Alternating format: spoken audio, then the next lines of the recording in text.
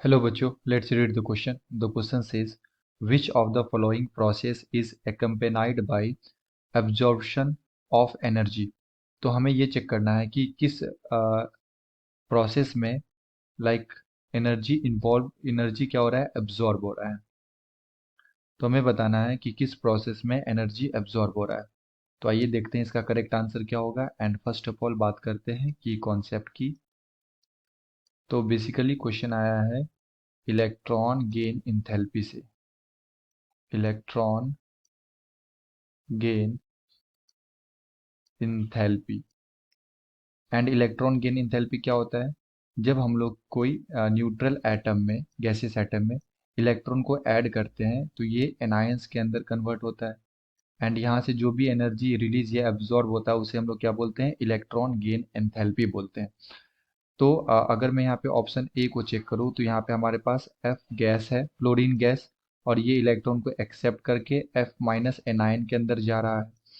तो होता क्या है कि जब भी हमारे पास कोई न्यूट्रल एटम है और ये इलेक्ट्रॉन को एक्सेप्ट करके नेगेटिव एनायंस में जाता है तो हम लोग ये देखते हैं कि ये स्टेबल है या फिर नहीं है। अगर ये स्टेबल होता है तो ये क्या करता है? एनर्जी रिलीज करता है।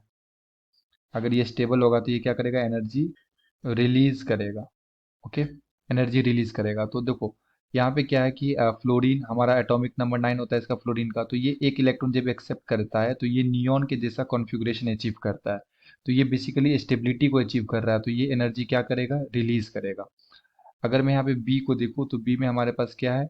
Chlorine gas.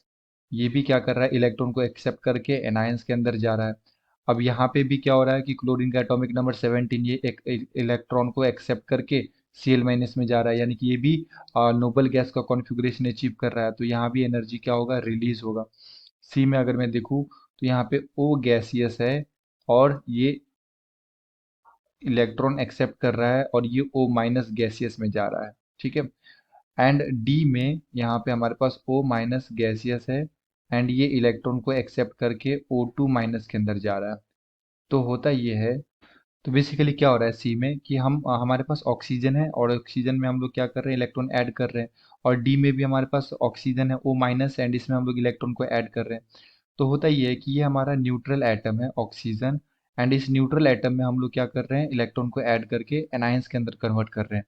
बट अगर मैं डी को देखूँ बच्चों तो यहाँ पे ओ नेगेटिव है जो कि एक एनायन है, एनायन।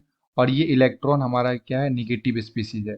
तो डी में क्या होगा कि डी ऑप्शन में कि ये एनायंस एंड इस नेगेटिव इलेक्ट्रॉन के बीच में रिपल्सन ज़्यादा होता है। रिपल्सन ज़्यादा होता है। तो इस रिपल्सन को ओवरकम करने के लिए हमें एनर्जी प्रोवाइड करनी पड़ती है, यानी कि इस प्रोसेस के लिए हमें एनर्जी देना पड़ेगा। ठीक है। तो ये क्या करेगा? एनर्जी लेगा एंड देन वो अपने आप को स्टेबल करेगा। तो एनर्जी क्या हो रहा है? यहाँ पे एब्जॉर्ब हो रहा है।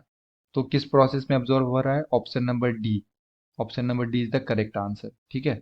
तो जब भी निगेटिव स्पेसिस में हम लोग इलेक्ट्रॉन को ऐड करते हैं तो वहां पे क्या होता है? एनर्जी हमें देना पड़ता है। So the appropriate answer is option number D. I hope you will understood it well. Best of luck. Thank you.